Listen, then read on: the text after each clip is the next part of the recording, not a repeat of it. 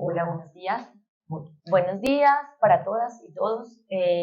Inicialmente agradecerle mucho a Beatriz Marín por invitarme a este espacio que considero súper valioso y que, como ahorita lo decía Astrid, es la primera vez que sale de Bogotá. Eso justamente es una de las reflexiones que quisiera que hoy nos fuera creando de este foro y de este conversatorio. Y es, en este caso, producir también psicología, producir conocimiento psicológico, generar también algunas herramientas o algunos lineamientos, en este caso para las políticas públicas, que es lo que quiero compartir en este rato con ustedes desde Bogotá, o como muchas veces también se los digo a mis estudiantes, desde la comodidad del escritorio o desde la comodidad en la que podemos estar nosotros y nosotras psicólogas. Entonces, eso me parece que es súper valioso. En este caso, estamos igual en una ciudad que sigue siendo céntrica, ¿cierto? Pero ahorita vamos a mirar también cuáles son las implicaciones que tiene pensar en los territorios y pensar también en esas diferencias que en últimas también es la reflexión o una de las reflexiones centrales a las que nos invitaba Andrés con su intervención. Entonces, en esta mañana quisiera compartir algunos elementos, experiencias también que durante mi trayectoria personal y profesional he podido construir, en este caso y puntualmente en la participación del ciclo de las políticas públicas, pero también quisiera referirme un poco a una experiencia que me ha formado más en lo político, y digo en lo político es desde mi lugar allí como activista, pero un lugar también que he podido ir consolidando como psicóloga social en este caso, y es este que tienen ustedes ahí al final, la Ruta Pacífica de las Mujeres. De este lugar de enunciación quiero referirme también como a esas primeras preguntas o interpelaciones que llegaron a mí cuando era estudiante de psicología. Les estoy hablando de hace 20 años. Beatriz justamente era la decana del programa de psicología en el que me formé y voy a referirme brevemente a esto. Hubo una invitación que llegó de una organización de mujeres en Pereira, que es la Casa de la Mujer y la Familia, y una compañera, una señora, nos invitó para participar de una movilización. Yo me preguntaba, y pues, ¿qué era una movilización, cierto? Y en este caso, pues, ella nos decía que queríamos ir con otras mujeres a un territorio muy apartado. Estoy hablando de Puerto Caicedo, Putumayo. ¿Alguien conoce Putumayo? ¿Tú? Esta pregunta también la hago a mis estudiantes y casi no conocemos esos territorios, ¿cierto? Bueno, entonces cuando tenía como unos 20 años más o menos y decidí entonces subirme a ese bus, viajamos por 28 horas para llegar hasta Puerto Caicedo. Y yo ya estaba casi para graduarme de psicología, mi interés estuvo siempre centrado en la psicología social, y ahí la gran pregunta que llegaba a mí, y era una pregunta también ética, era lo que a mí me habían enseñado de psicología social, lo que estaba aprendiendo de psicología comunitaria en ese momento, nunca me había hecho referencia a esos distintos territorios que hacen parte de nuestro país. Y muchísimo menos cuando estaba subida en el bus por 28 horas, ¿cierto? Y cuando tuve la posibilidad de compartir con mujeres negras, mujeres afro, mujeres indígenas, mujeres rurales, etcétera, nunca me habían enseñado tampoco qué significaba, por ejemplo, para esas mujeres habitar o tener una experiencia de ser mujer en ese territorio. Entonces, en ese momento, cuando empezaba a hacerme estos cuestionamientos o estas interpelaciones, llegaba un segundo cuestionamiento. Uno es qué hacemos con la psicología, una psicología que a mí en ese momento me enseñaban y que no generaba reflexiones en relación con estas diferencias en los territorios y en este caso también con las diferencias de género. Y lo segundo también, qué sucedía con esa gran dimensión que llamamos el Estado, ¿sí? O ese aparato que se denomina el Estado.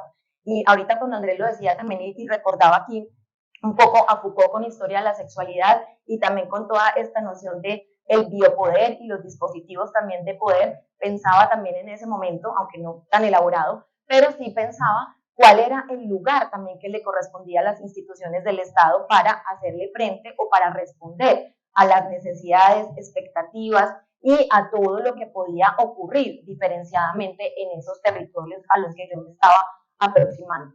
Entonces, simplemente mencionar que esas fueron como algunas de las ideas, de los cuestionamientos que hicieron también que yo empezara a construir este camino.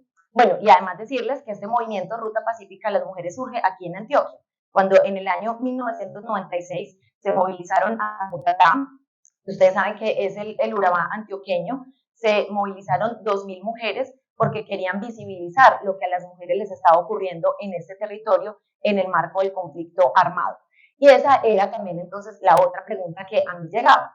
¿Qué tenía para decir la psicología social puntualmente, frente a todo este desafío y frente a esto monumental, ¿cierto? Y tan avasallador que es la experiencia de la violencia en todos los sentidos, la violencia interpersonal, la violencia que también se vive de manera institucional y en este caso la violencia que ejercen los distintos actores armados y con mayor rigor en esos territorios. Entonces, de ahí se desprende un poco como estos cuestionamientos y preguntas también desde lo ético, que empezaron a llamar también pues como es de trasegar en mi profesión, ¿cierto? Como psicóloga y puntualmente como psicóloga social.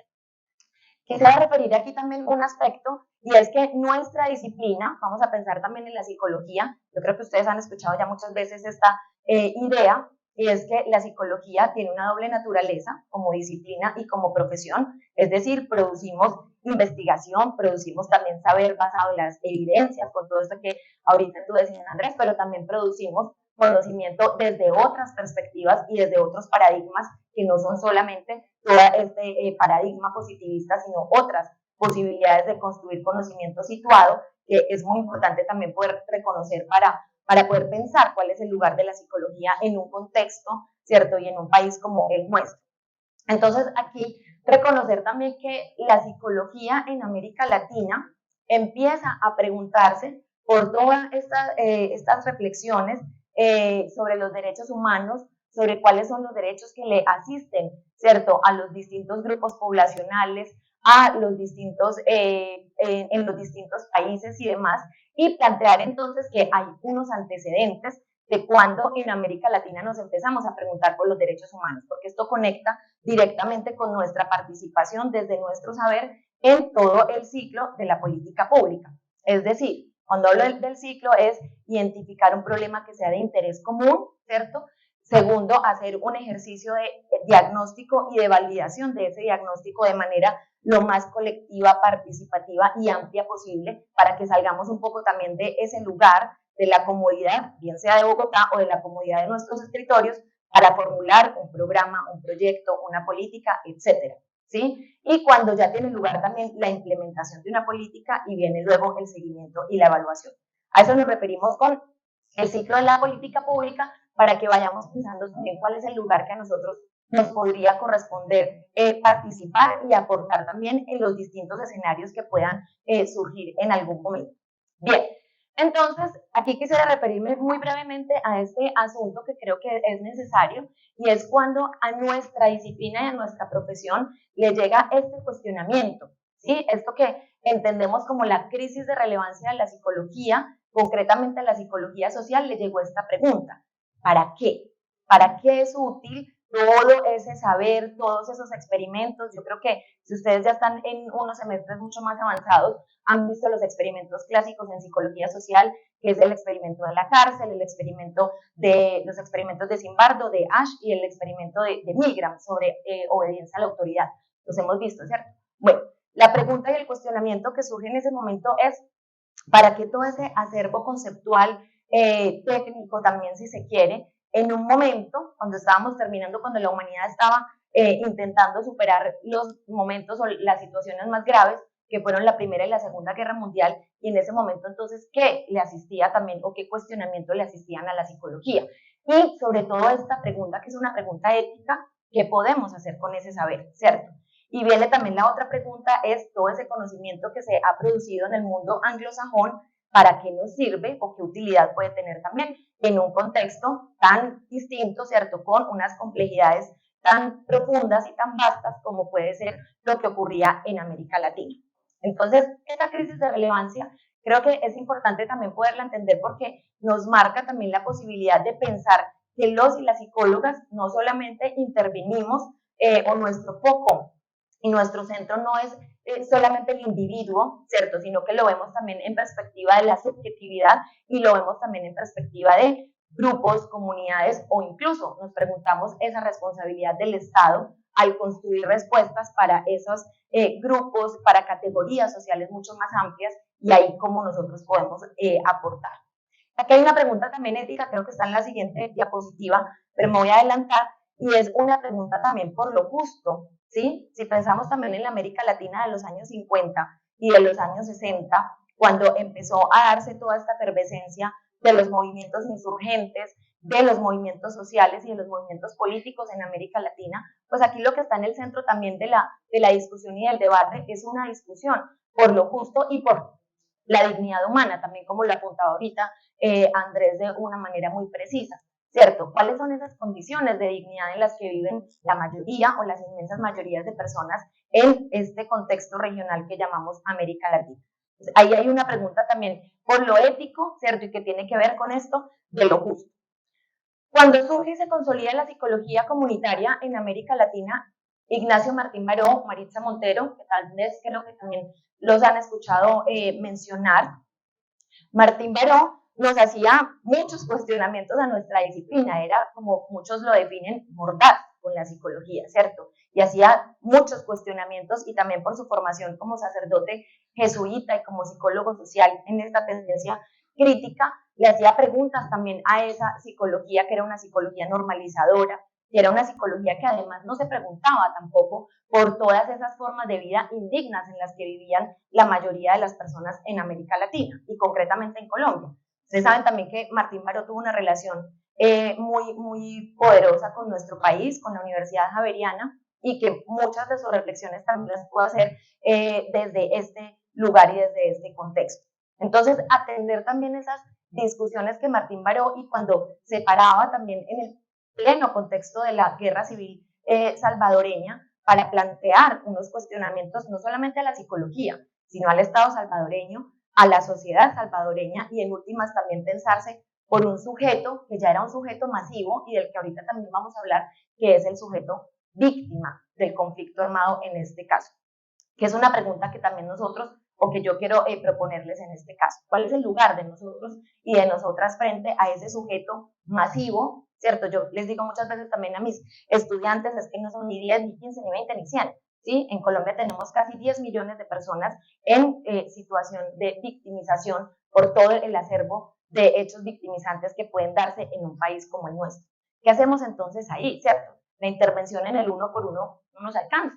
Entonces, ¿qué es lo otro? ¿Cuáles son los otros retos, desafíos? Que por eso lo planteaba así también en el título de esta presentación. ¿Cuáles son esos desafíos que nos permitirían también ir asumiendo un lugar de responsabilidad frente al otro? También como tú lo decías ahorita, Andrés.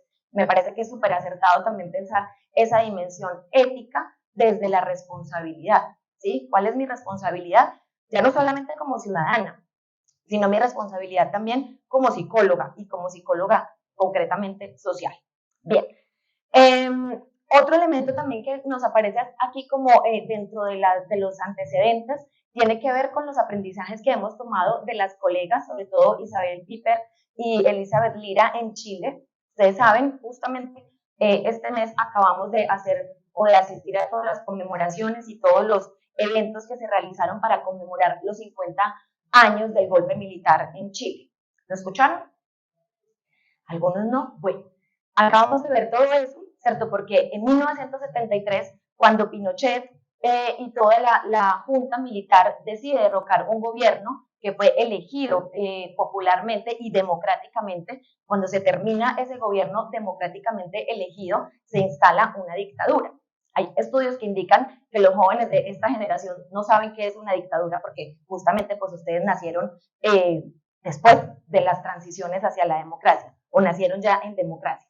Bueno, esa dictadura que se instaló por 17 años en Chile y en Argentina duró un poco menos, hizo que la psicología tuviera que preguntarse por un fenómeno que es bastante duro y bastante dramático, que es el fenómeno de la desaparición forzada.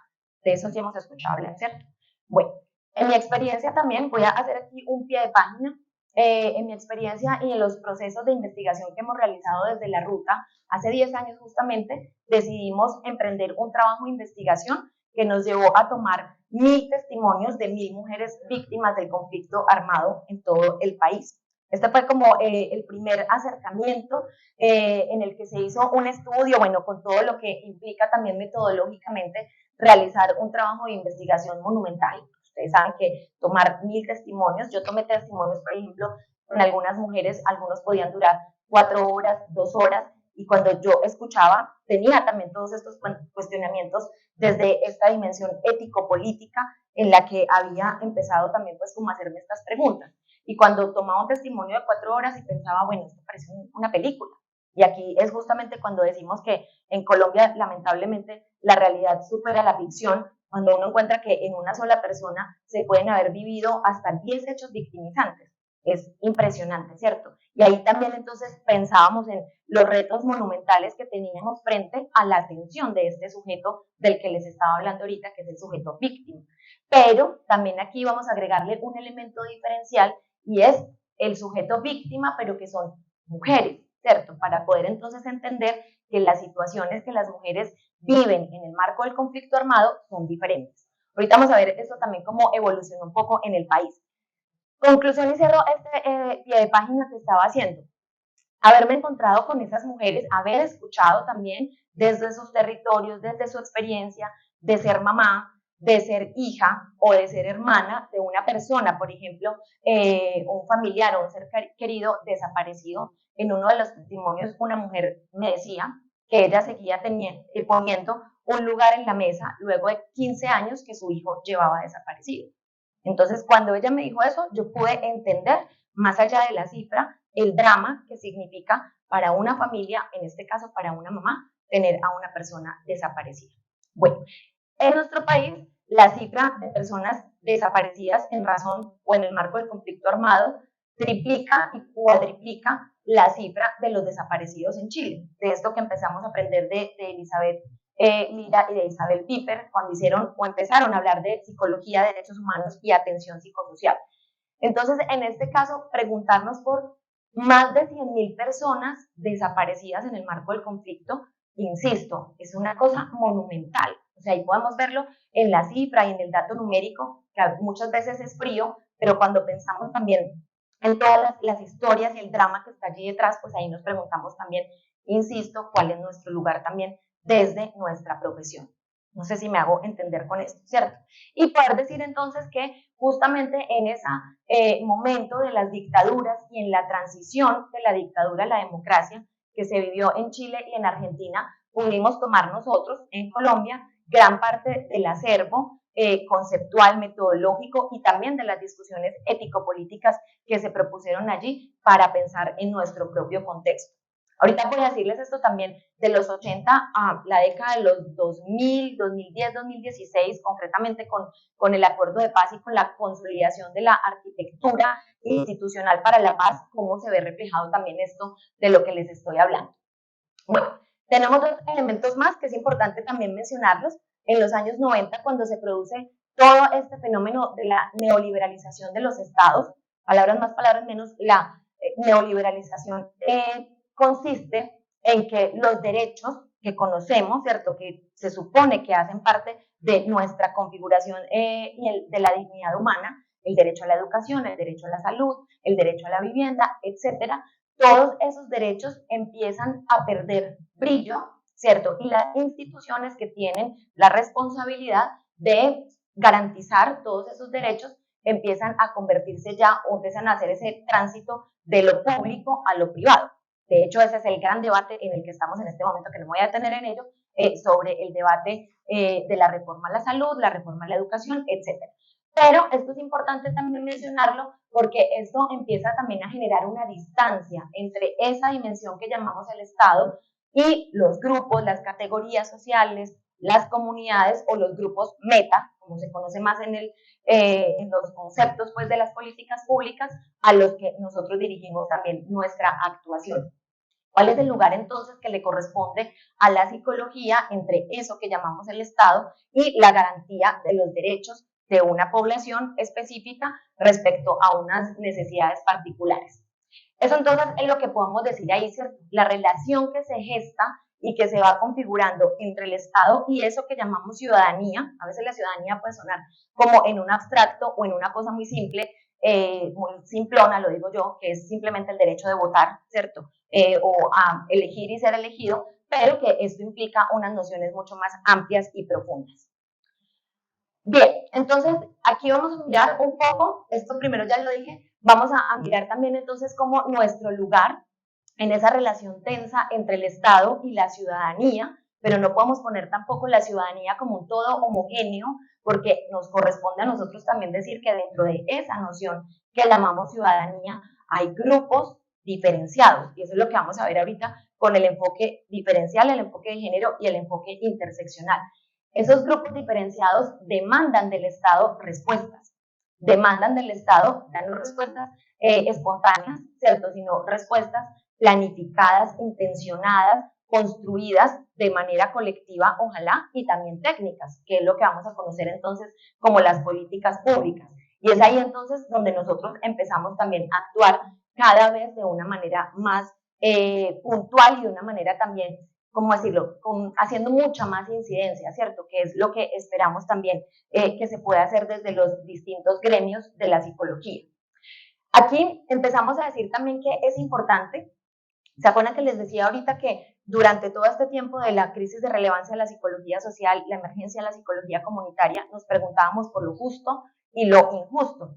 Aquí entonces empezamos, o más bien complementamos esa pregunta y hacemos también el llamado a hacer cada vez más explícitas las desigualdades, ¿cierto? Y que podamos también, esto yo lo insisto mucho también con mis estudiantes y a veces les digo, hagamos el ejercicio simple de salir a la calle y tratar de mirar cuáles son esas desigualdades en las que vivimos cotidianamente. Todos, por alguna razón, vivimos una situación de desigualdad. Así podamos venir a una universidad privada, así podamos tener garantizados todos nuestros derechos y demás. Esta es una pregunta. Incluso en el contexto de la pandemia lo hice bastante, hacía un ejercicio así también súper simple con las chicas y los chicos y les preguntaba cuánto tiempo, o quisieran más bien el cálculo de cuánto tiempo dedicaban a las labores domésticas, lo que ahorita llamamos el trabajo de cuidado, ¿sí? Hicimos el ejercicio y nos dimos cuenta que las chicas, mis estudiantes, ¿cierto?, que tenían también todo garantizado, dedicaban más horas o más tiempo a esas labores del hogar o las labores domésticas que los chicos. ¿Ahí hay un punto de desigualdad? Claro que sí, aunque tenemos garantizados todos esos derechos de los que estamos hablando. Entonces es un ejercicio también simple y también invita a esta reflexión ética y que nos permite también pensar entonces en esta participación durante el ciclo de las políticas públicas. Bien, otro asunto que aparece aquí también y es que a veces nos da miedo, ¿sí? O sentimos como un poco de temor de hablar de este asunto de repolitizar la psicología, ¿sí? O nuestra práctica psicológica. Lo que nos estaba contando ahorita el profe Andrés tiene que ver claramente con asumir una posición ética y política respecto, en este caso, al autismo, ¿cierto? O a las personas autistas. No son personas con autismo. Eso ahí empieza también a generar como un discurso un poco light, descafeinado también, ¿cierto? Sino decir, es una persona autista. Eso tiene unas implicaciones que se asumen, ¿cierto? A eso me refiero cuando hablamos también de repolitizar la práctica psicológica. Cuestionar que en el DSM la homosexualidad se consideraba como una enfermedad, o incluso con la palabra que es bastante violenta, que es la palabra desviado, ¿cierto? Y que eran incluso las palabras que utilizaban la generación de mis abuelos, utilizaban esa palabra para referirse a las personas homosexuales. Entonces, claro, aquí hay una pregunta también y hay un posicionamiento ético-político respecto a cómo estoy yo asumiendo también a ese otro, ¿cierto?, que asume un lugar particular en el mundo, ¿cierto? Y que yo no lo planteo así de forma neutral, sino que asumo una postura clara sobre eso. Aquí también una cuestión para que ahorita hablemos un poquito de los lineamientos del Ministerio de Educación sobre la educación inclusiva. Todos y todas hemos conocido el caso de Sergio Urrego, ¿sí? ¿Cierto?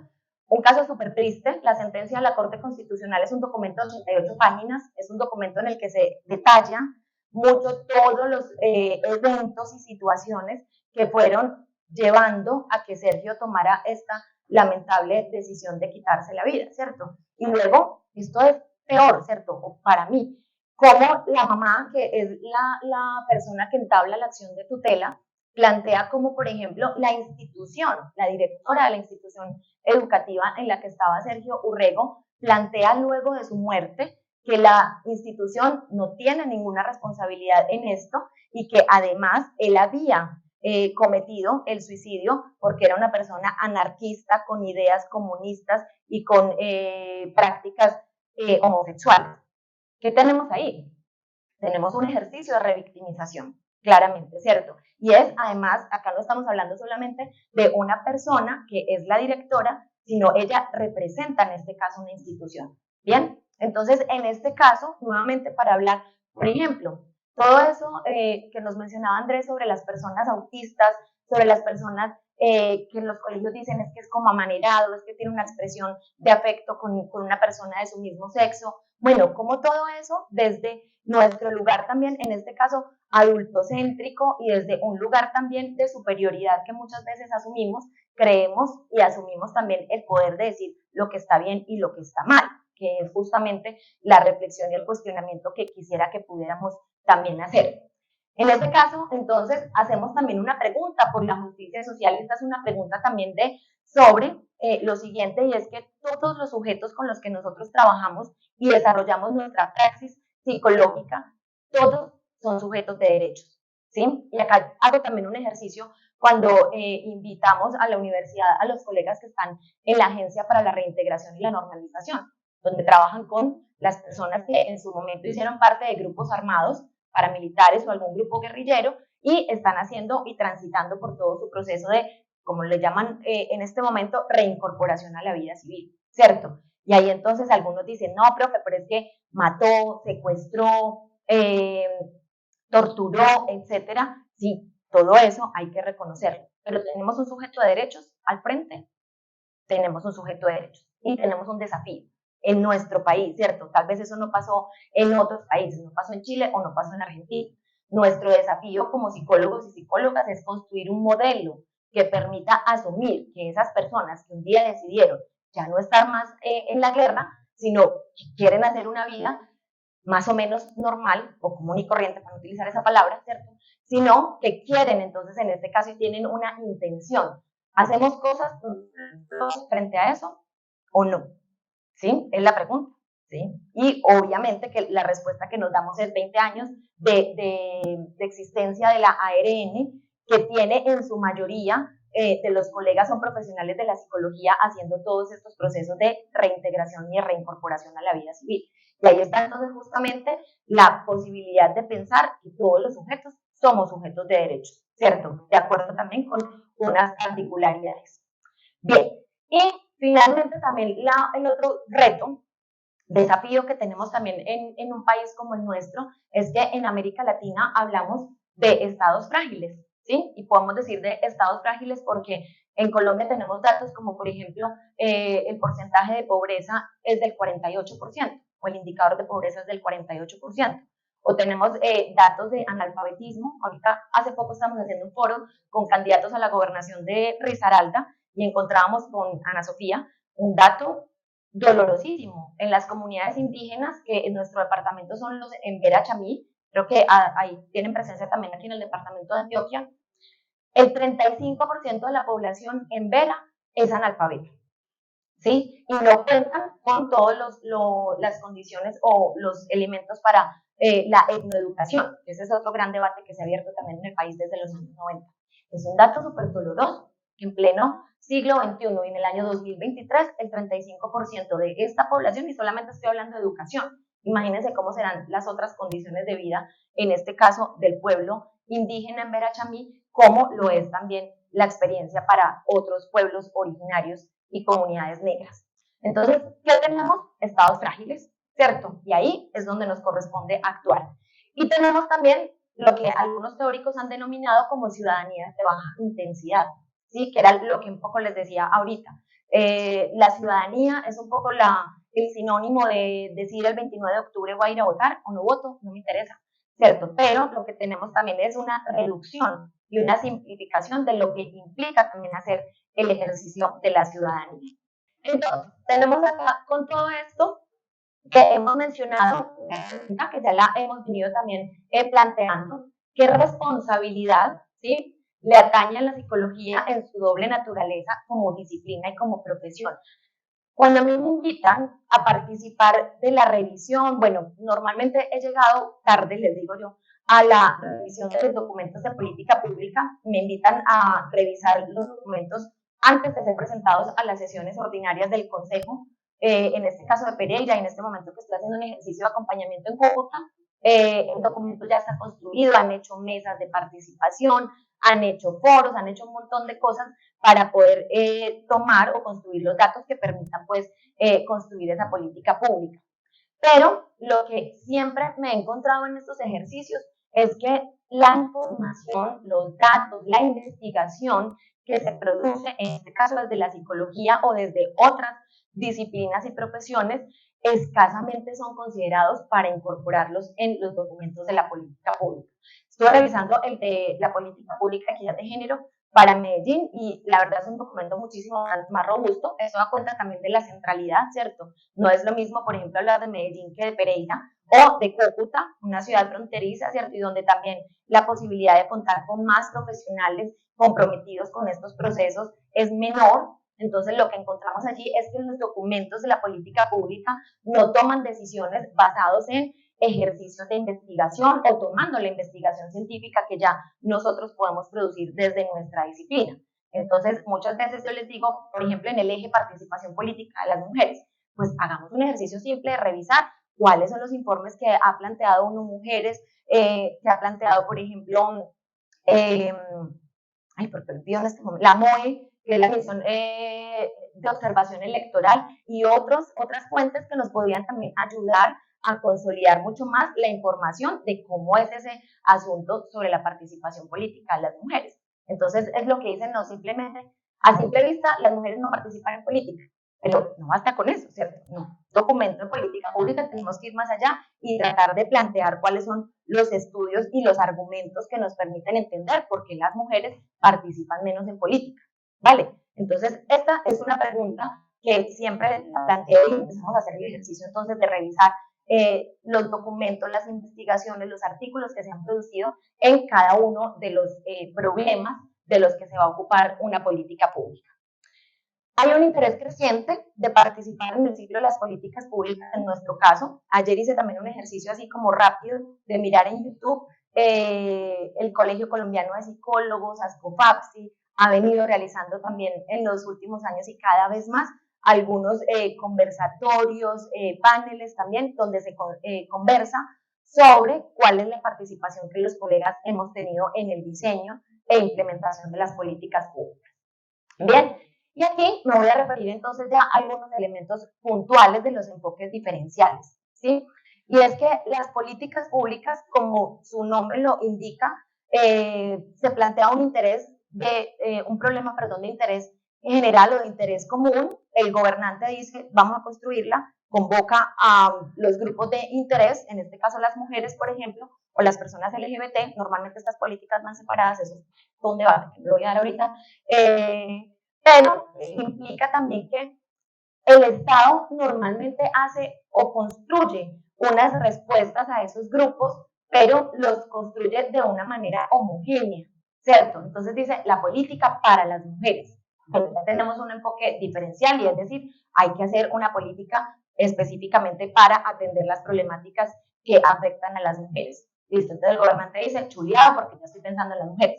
Vale, pero ya entonces empezamos a decir desde el lugar de la academia y también desde el lugar de las organizaciones sociales de mujeres, no basta solamente con eso, ¿cierto? Porque resulta también que todo esto que tiene que ver con el enfoque de interseccionalidad nos permite entender que la realidad y la experiencia de una mujer negra no es la misma realidad y experiencia de una mujer urbana, educada, ¿cierto? Con un alto nivel educativo y de clase media, por ejemplo, ¿cierto? Que es como el gran, o la entrada a este debate nos lo planteó una mujer negra afroamericana, que justamente planteó que la realidad de las mujeres afroamericanas y migrantes en los Estados Unidos no era la misma realidad de las mujeres blancas, clase media, en los Estados Unidos. Entonces, esto empieza a complejizar muchísimo más la respuesta del Estado. El Estado, el gobernante dice, bueno, esto está ya más difícil, ¿cierto? Es más fácil yo decir, voy a hacer una política para todas las mujeres sin atender estas diferencias. Luego viene el debate con las mujeres trans, por ejemplo, que dentro de las organizaciones de mujeres y en su relación también con el Estado empieza a ser bastante y muchísimo más tensa y compleja. Pero lo que nos corresponde a nosotros y nosotras, profesionales de la psicología, es decir, sí, es más difícil, ¿cierto? Pero es lo que corresponde también hacer, porque efectivamente la literatura y la experiencia nos muestra que esas distintas vivencias son diferentes y que tenemos que hacer también cosas para poder garantizar un mayor acceso a los derechos, bienes y servicios que el Estado debe proveer. Bien, ya con esto voy a ir terminando con dos ejemplos concretos en los que yo he tenido la oportunidad de trabajar. Esta es cuando presentamos la política pública de equidad de género para el municipio de Pereira. Las políticas se hacen para 10 años, o sea, acá tenemos que pensar también en cuál es el estado actual y pensar hacia dónde queremos llegar en los próximos 10 años. Acuérdense que nos hacemos una pregunta por lo justo y lo no justo y cómo aspiraríamos a modificar esas situaciones, en este caso para las mujeres. Y acá, fíjense que está un poco, de manera amplia, todo esto que hemos venido diciendo y está como en el objetivo general. Promover la atención y prevención de la salud con enfoque de género diferencial. Bueno, este es el objetivo del eje vida. Educación sexual, apoyo emocional y social, autocuidado de la salud, la garantía de sus derechos humanos y una vida libre de violencias para las mujeres. Normalmente las políticas públicas de equidad de género para las mujeres se concentran o hacen su porcentaje de desarrollo de acciones y ejes estratégicos están mucho más enfocados en el tema de prevención y atención de violencias basadas en género, porque es lo que ya vemos muchísimo más. Pero aquí también hay un cuestionamiento que particularmente yo les he venido haciendo y es que no solamente podemos pensar en la atención y prevención de las BBG, sino que hay que pensar también en otras condiciones de desigualdad, ¿cierto? Que tienen que ver, por ejemplo, con la autonomía económica, tienen que ver también con el acceso a la educación, que tienen que ver con participar cada vez más y tener más y mejores herramientas y cualificación para participar en distintos escenarios, etcétera, etcétera. Digamos que este fue como un primer ejercicio. En la foto más o menos se puede ver las personas que están ahí, todas son de organizaciones de mujeres, Sandra y la otra compañera que eran del programa de equidad de género, pero que muestra también cómo esa situación y esa relación tensa que muchas veces se puede construir entre el Estado, en este caso la alcaldía municipal y las organizaciones de mujeres, puede empezar también a superar las tensiones y conflictos, en este caso, en función del desarrollo de la política pública como tal.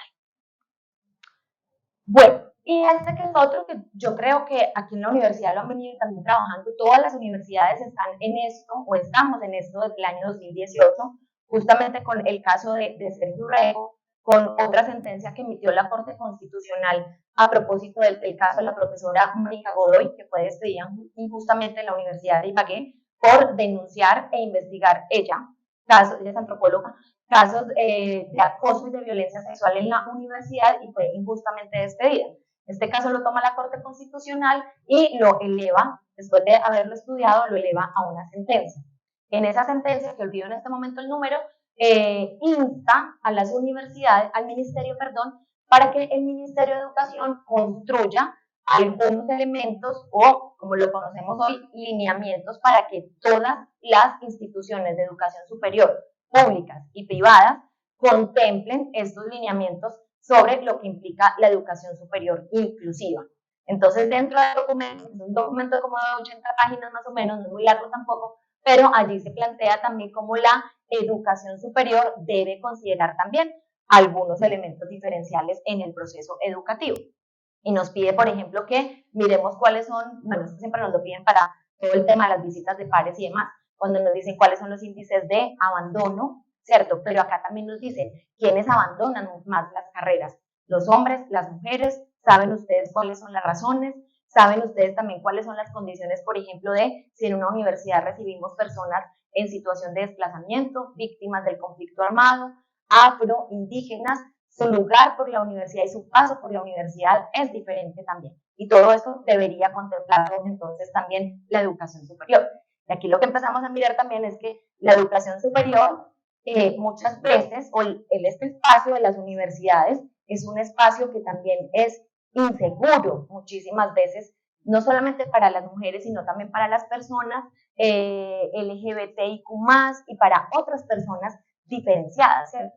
Aquí yo siempre me pregunto, ¿por qué, cierto? Nosotros, los seres humanos, insistimos siempre en plantear que eso otro que asumimos que es diferente necesariamente es algo que hay que excluir o que hay que sacar del panorama. Es una pregunta, ¿cierto? ¿Por qué? ¿Y por qué tienen que existir políticas de este tipo, incluso en las instituciones de educación superior, donde se supone que estamos las personas formadas, académicas, etcétera, y donde se perpetúan también estas prácticas de discriminación, prácticas también de violencia, puede que no físicas, pero sí violencias simbólicas que nos corresponde también de algún modo poder reconocer y trabajar? Y esto nos pide también entonces que las universidades tengamos que pensar ya no solamente en la ruta y el protocolo, casi todas se han enfocado en trabajar en la ruta, cómo activar la ruta de una estudiante, por ejemplo, que está viviendo una situación de acoso.